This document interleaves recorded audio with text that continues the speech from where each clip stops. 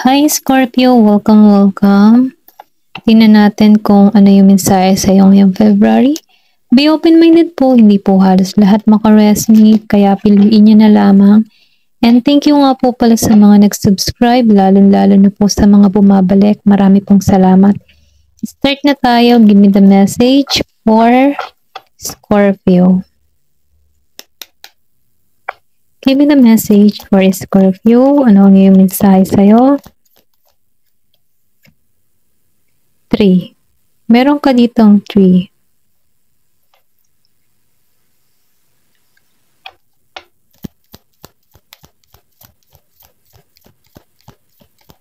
Nafe-feel ko dito sa 3.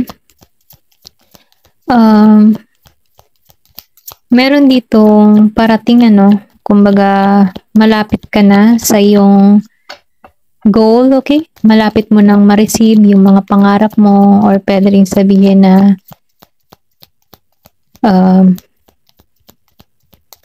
paunti-unti nakukuha mo na yung mga pangarap mo, okay? Paunti-unti.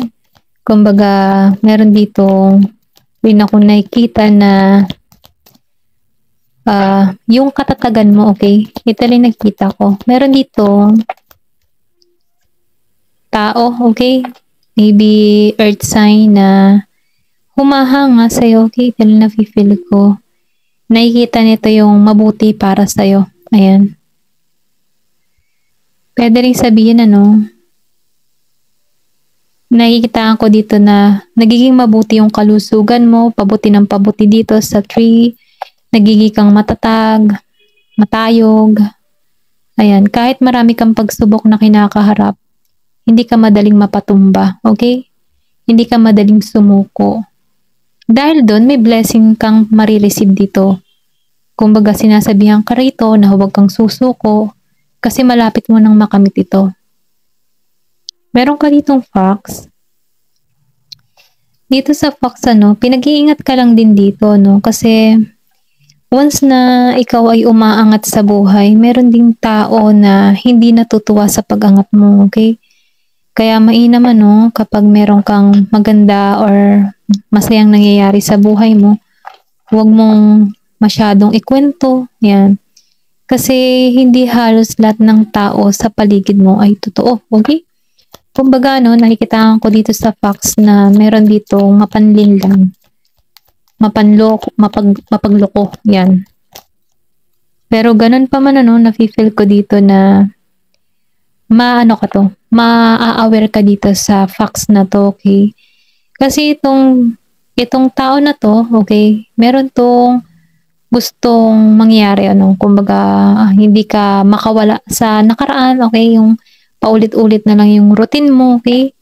Yung tipo ba na stuck ka sa sitwasyon. Pero ganun pa man, magiging kang aware dito. Ito rin nakikita ko. Kumbaga, itong fox ay maalisan mo to yung energy ng fox. Kasi susubok lang to susubok lang ito na dayain ka. Pero ganun pa man dahil may mensahe dito, magiging aware ka para rito. Pinag-iingat ka lang dito, okay? Meron ditong ship. So, nafe-feel ko dito sa ship, meron ditong patungo sa'yo. Pwede rin sabihin na meron kang travel na gagawin, or meron kang iniintay for travel. Nakikita ko rin dito, itong paglalakbay nito. Meron kasi dito maglalakbay or pupunta sa ibang bansa. Itong paglalakbay nito, nagagawin mo, kung ikaw man ay may balak apply, abroad, ganyan. Nafe-feel ko dito na makakabuo ka dito ng maraming memories na kung saan makikip mo ito sa experience na pupuntahan mo sa mga kultura, sa bansa na iyon, marami ka ditong memories na magagawa at magiging kang masaya sa paglalakbay nito. Ito rin nakikita ko. Kumbaga, masasabi mo dito, mapalad ka at napuntahan mo tong bansa na to. Ganun yung energy mo dito. Meron ditong pinanganak nung 3, 14, and 5. Meron ditong susi. So, nakikita ko rito, dahil sa pagiging mong determinado sa iyong ginagawa, pwede rin sabihin na meron kang inspirasyon na kung saan ito yung nakakatulong para sa'yo para mabuksan yung oportunidad na ito para sa'yo. I mean, once na kasi may inspirasyon ka, dibdiban kang gawin yung mga bagay na ito para makamit mo alam mo yung tipong ganun. So, nafe-feel ko din dito sa key, kung ikaw man ngayon merong problema na kinakaharap, magkakaroon ka dito ng solusyon. Meron ditong milagro, okay? May miracle dito na hindi mo aakalain na may pagbabagong magaganap sa'yo. Maybe, sabihin natin na yung nagpapagulo sa kaisipan mo, or pwede rin sabihin na kung may gumugulo sa kaisipan mo, mabubuksan mo to, okay? Kumbaga, mariresolbahan mo yung mga problema na tinatahak mo, magkakaroon ka dito ng solusyon para rito. Then, nafe-feel ko din dito yung milagro, okay? Meron ka dito na matutuklasan. Then, nafe-feel ko din dito yung iba sa inyo, nagkakaroon dito ng wisdom, okay? Karunungan. Para sa mga landas na tatahakin niya, okay? Ito lang nakikita ko. Give me more information. Ano pa yung mensahe sa'yo? Meron ka ditong book. So, nakikita ko dito sa book na marami kang natutunan sa mga experience na nararanasan mo. Okay? Nagiging kang aware, nagiging kang matalino sa pagpapasya na ginagawa mo. At dahil doon, nadadagdagan tong alam mo. Then, nafe-feel ko din dito, malalim kang tao, malalim yung emotion na nararamdaman mo. Once na ikaw ay nakipag-deal sa isang tao, talagang dibdiban ka din, once na kaibigan ka ganun yung energy mo So, nafe-feel ko dito na ikaw yung tipo ng tao na devotion, once na nagkaroon ng kaibigan, nagkaroon ka ng minamahal, talagang andun yung devotion mo. Andun yung pagiging mong tapat para rito. Ito lang yung nakikita ko. Kasi sa bawat pahina ng libro na ito, na napapakita sa'yo yung katotohanan ng isang tao, or pwede rin sabihin, once na nakakasama mo yung isang tao, nakikita mo kung ano yung uri ng pagkatao neto. Okay? Pwedeng sa isang kaibigan, or pwedeng sa nobyo, nobya, sa asawa, o ano pa man, dun mo natutuklasan, okay? Dun mo nalalaman kung ano ba talagang uri siya ng tao para sa'yo, okay? Kasi malalim ka malalim kang tao. Yan. Give me more information. Ito lang nakikita ko. Meron ka ditong weeping willow. So, yung iba sa inyo, maybe kaya ka nagiging malalim na tao dahil sa mga pagsubok na kinakaharap mo. Meron ka ditong naranasan before na kung saan nagimbang, or sabihin natin na masyado kang sinubok para rito. Kasi nakikita ko dito sa weeping willow, meron ditong pagluluksa na naganap sa buhay mo. Hindi halos lahat makaresonate sa part na to. Kaya ka nagiging mas matatag dahil nalampasan mo itong mga pagsubok. Pwede yung iba sa inyo, byuda, okay? Nawala ng mahal sa buhay, na kung saan hindi ka nagpatianod para rito, okay? Kumbaga yung sakit na naranasan mo, hindi mo to masyadong dinibdib kasi alam mo sa sarili mo na talagang hanggang doon na lang ang isang tao, okay? Kumbaga, ang buhay kasi ng isang tao ay may hangganan. Kaya naniniwala ka, alam mo yung tipo na marami kang kaalaman kaya naniniwala ka na hanggang doon na lamang to. Kumbaga, napakawalan mo to ng matiwasay, okay? Sa dibdib mo. Ito rin nakikita ko, meron ditong kalungkutan na ganap sa pamilya mo. Yan. April. So, meron dito mangyayari ngayong April. Nakikita ko dito yung tagsibol, or pwede rin sabihin pamumulaklak. Merong magandang mangyayari or magaganap sa iyo ngayong April. April 14. Okay? Give me more information.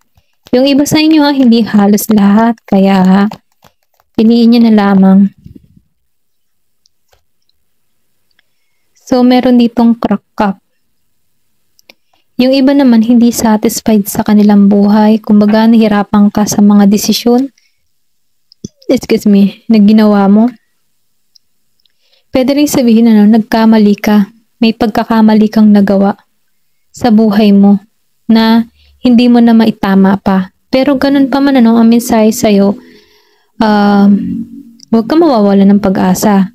Kumbaga, yung pain na naramdaman mo, dyan ka humugot ng lakas para maibangon muli yung sarili mo. Kumbaga, no, yung pain na nararamdaman mo dito, nag-crack man ikaw or nabigo ka man dito, bumangon ka, okay?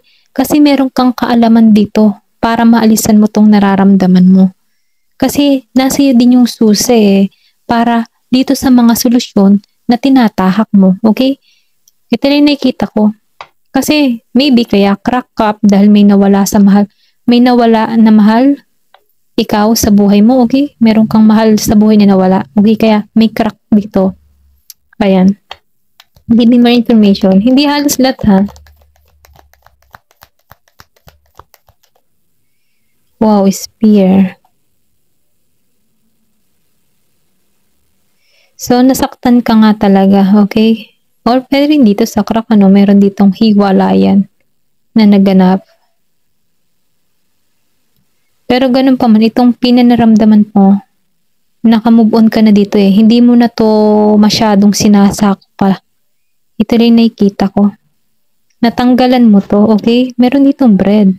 So, meron ditong abundance na parating sa'yo. After the pain, abundance is coming. Ayan. Meron ditong prosperity. Meron ditong inkpot, problem to be resolved. Magkakaroon ka dito ng pagresolba sa mga problema. Valley. Alam mo, yung pagiging mong malalim na tao, yung sinabi ko kanina dito sa book, ito yung magdadala sa'yo sa tagumpay. Kasi meron kang lakas at loob na at kapayapaan na maalisan tong mga pain na nararamdaman mo.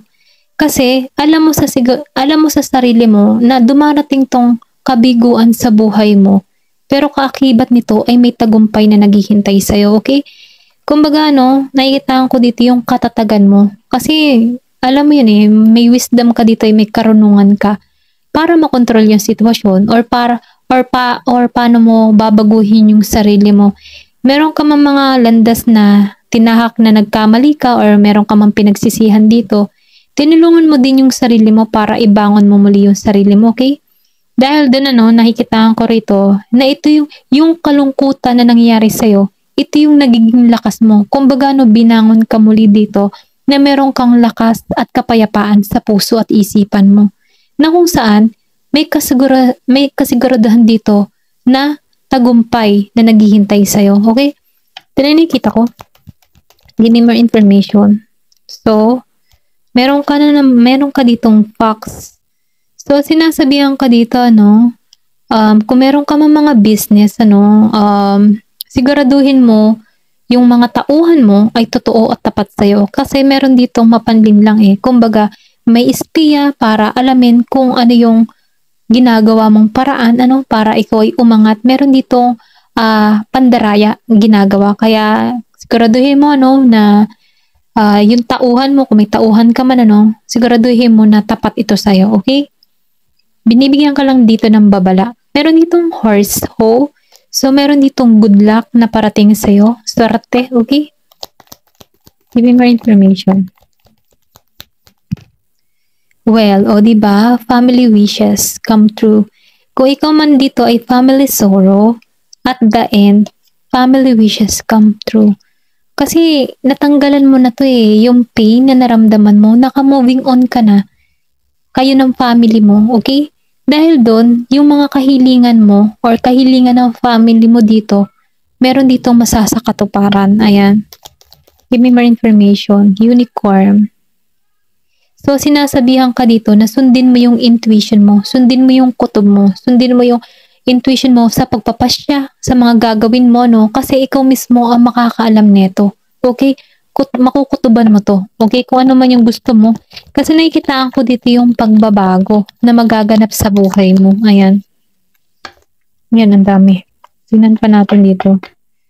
Kasi sinasabihan ka dito, kaya gamitin mo yung intuition mo dahil ay malaking benepisyo para sa'yo. Ayan. Para sa pagbabago. Give me more information.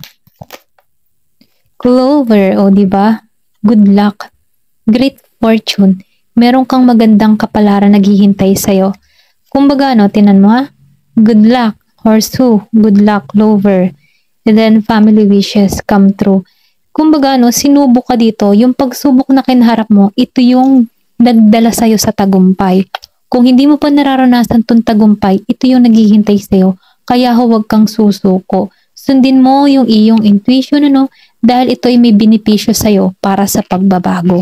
Ayan, hanggang dito na lamang po. Thank you for watching and love and peace. Nakita ko ang 1515, angel number 1515, may mensahe para sa'yo. Ayan.